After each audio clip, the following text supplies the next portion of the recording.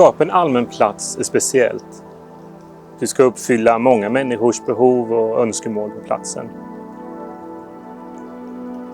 Men att skapa en plats i direkt anslutning till en kyrka är än mer speciellt just för att det är en väldigt känslosam plats.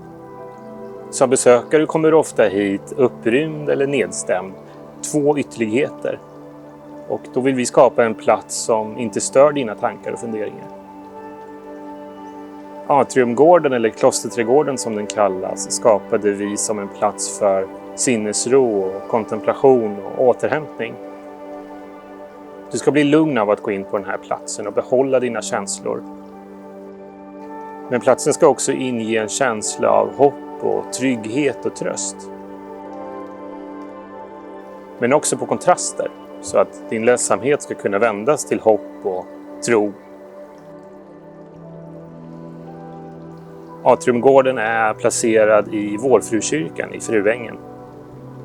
Och det är en intressant byggnad som är väldigt oansenlig från utsidan. Men väl innanför portarna här så döljer sig en arkitektonisk pärla skulle jag säga. Det är en brutalistisk betongbyggnad med högt i tak och strikta linjer. Men mot den här atriumgården som jag sitter i just nu så finns det stora ljusinsläpp ut från kyrkorummet. Någonting att fästa blicken på när du sitter inne i kyrkan. Det var därför viktigt att skapa ett intressant och vackert trädgårdsrum som får blicken att landa på något. Den strikta betongbyggnaden bjöd in till att skapa en levande och lummig plats, en grön oas. Vajande hakonegräs och japanska lönnar gör att platsen börjar leva och bjuder in till kontemplation och harmoni här ute. Vi fortsätter med det formstarka temat på platsen. De kantiga formerna omger väggarna och de återkommer ut mot vattenspegeln i mitten. Här använder vi naturmaterial som öländsk kalksten och svensk granit. Kalkstenen och fossilen i stenarna den påminner oss om det förgångna och tiden som vi har bakom oss. Samtidigt när vi sitter på de här ytorna och tittar mot centrum på platsen så tittar vi hela tiden på liv och rörelse och på framtiden som vi har framför oss.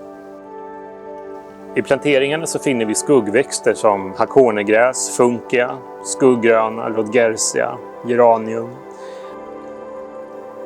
och även buskar som japansk lönn och bambu.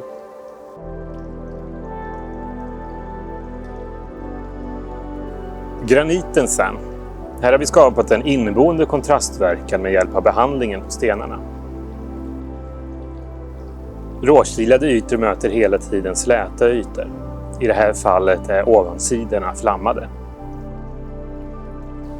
Det var också intressant att till synes slumpvis placera ut större granitpuckar ute i planteringarna. Där växterna får möta stenarna direkt. Här får vi kontraster som hårt mot mjukt, varmt mot kallt och mörkt mot ljust. Mitt i atriumgården så finns det en större vattenspegel. Den flyter på en svart, gjuten betongkub. Och här kan vattnet rinna över obehindrat när det kommer så pass mycket vatten från taket ovanför. Vatten är någonting som vi alla har en relation till. Det skapar minnen inom oss. Det kan vara skrämmande, det kan vara upplyftande, glädjande, lugnande, lockande. Vatten är därför enligt min mening väldigt viktigt i alla typer av trädgårdar. Just för att det skapar trygghet, det skapar en hemkänsla på platsen. Det finns också en stark symbolik i att använda sig av vatten just för att det är livets kretslopp. Allting härstammar från vattnet och vi måste ha vatten för att överleva. Att få in årstidsväxlingar på den här platsen kändes viktigt just för att det finns en symbolik i livets skeden och skiftningar. Så om man kommer hit på våren så finns det en uppsjö av olika vårlökar. Det finns bollök, det finns tulpaner i olika färger. Sen under sommaren så är det mest av en grön oas egentligen som ska vara väldigt omslutande. Och på hösten så blir det mer en sprakande färgskala med de japanska lönnarna som blir väldigt röda i sin färg och sen funkerna som går åt det gula hållet. Sen på vintern så vissnar ju allting ner, men det finns fortfarande en tydlig struktur i trädgården med de japanska lönnarna som står kvar, men också granitstrukturerna som träder fram mer. Det är så fantastiskt att få se hur platsen används idag. Just att det används i samma verksamhet som kyrkan har där inne. Efter begravningar till exempel så används vissa av ytorna här ute till att lägga ut sina blomsterarrangemang efter ceremonin. Och ytorna används till både giftermål och dop.